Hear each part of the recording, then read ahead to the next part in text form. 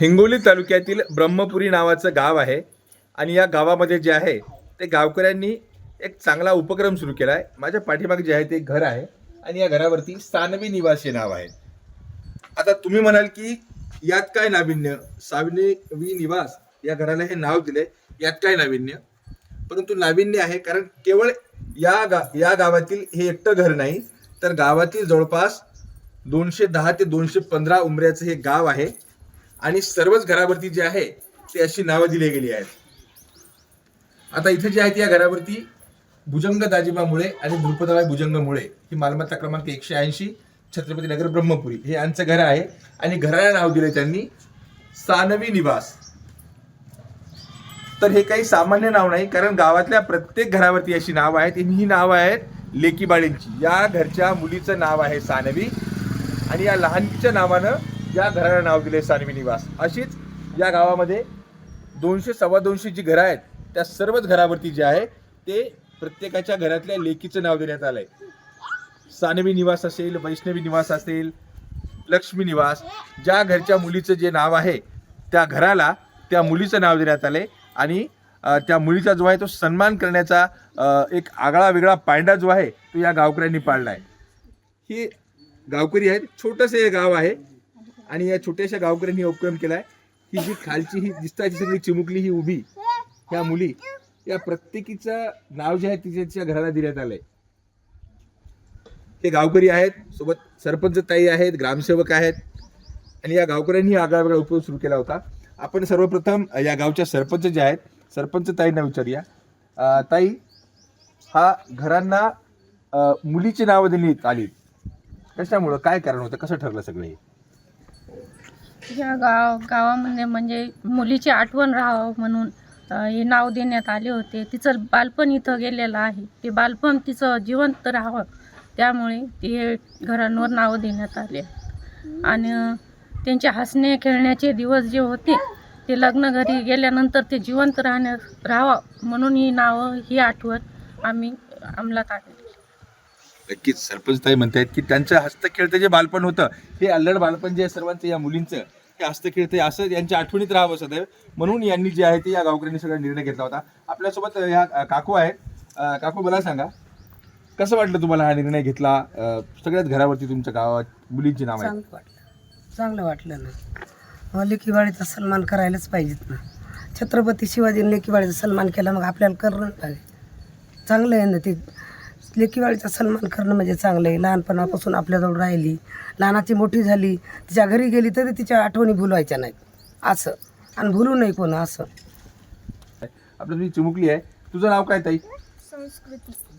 आणि तुझ्या घरावरती काय नाव दिलं? संस्कृती निवास. बरं, कसं वाटतं तुला मग आता? छान वाटलं असं मनात. छान वाटलंय. तुझं नाव काय? जल प्रांजल. बरं, आणि कसं वाटतंय घरावरती नावं दिलेत तुमच्या मुलींची सगळ्यांची? चांगलं.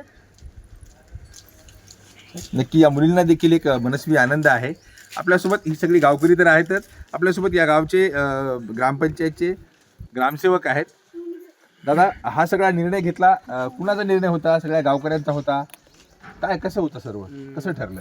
याच्यामध्ये कसं आहे सर, आम्ही गावकऱ्या 26 जानेवारी 15 ऑगस्टला ग्रामपंचायतमध्ये ग्रामसभा आयोजित असते. त्या ठिकाणी गावकऱ्यांनी एक विषय उपस्थित केला की बाबा आपल्या गावामध्ये लेकीबाळीचे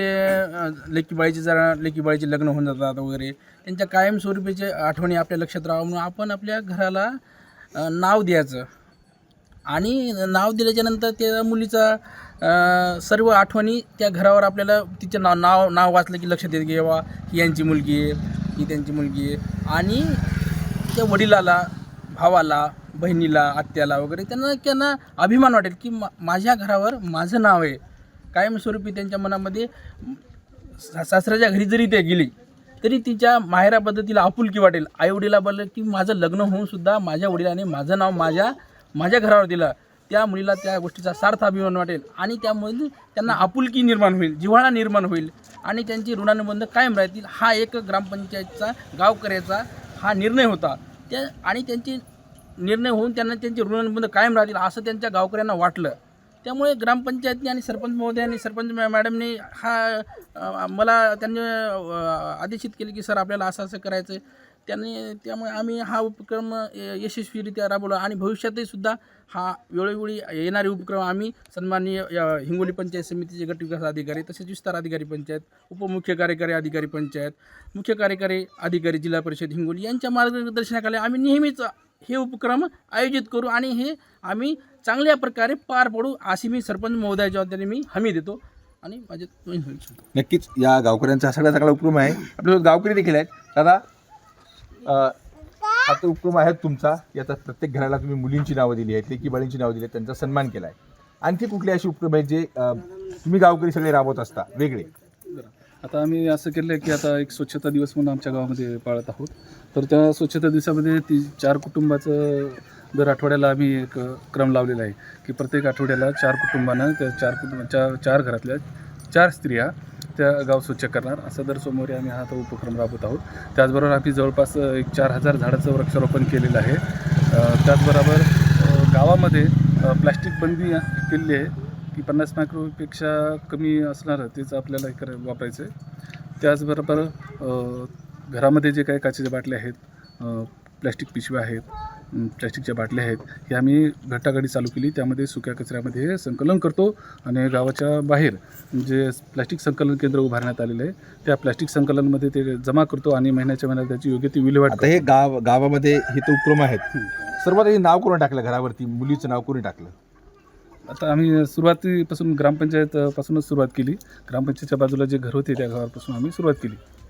आपल्यासोबत आणखी देखील नागरिक आहेत. आपले जे काका आहेत, काका मला सांगा, समोर या, मला सांगा, पूर्वी घरावरती आवडीनं देवाधर्माची नाव टाकली जायची किंवा मुलाचं नाव टाकलं जायचं, आता मुलीची नाव टाकली. कसं काय वाटलं तुम्हाला? कसं सुरू केलं तुम्ही? मुलीचे नाव टाकणं चांगलंच आहे ना. बाहेर समजा गेली, समजा मुलगी सासरवाडीला गेली, सासऱ्याकडे गेली, तर हिचं आठवण राहा म्हणून नाव टाकण्यात आली.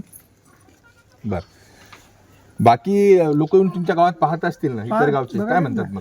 गावातले लोक पाहिले ना बाहेर गावची इथं, त्याच्या लोकांचं म्हणाल बा इथं कसा उपक्रम राबवला.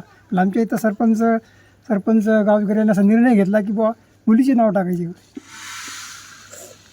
नक्कीच या गावकऱ्यांचा जो आनंद आहे तो आनंद या चेहऱ्यावर दिसत आहे. या चिमुकल्यांच्या चेहऱ्यावर देखील आनंद आहे की आपल्या घरावरती जे आहे ते आपलं नाव आहे या मुलींचं, आणि एक चांगला लेकीबाळींचा सन्मान करण्याचा उपक्रम जो आहे तो या ब्रह्मपुरी वासियांनी सुरू केला आहे. कुणीतरी म्हणले की नाम में क्या रखा आहे, परंतु खरंच नावात सर्व काही आहे आणि लेकीबाळींचा सन्मान जो आहे तो या ब्रह्मपुरीच्या गावकऱ्यांनी केला आहे. मनीष खरात, न्यूज 18 लोकमत, ब्रह्मपुरी, हिंगोली.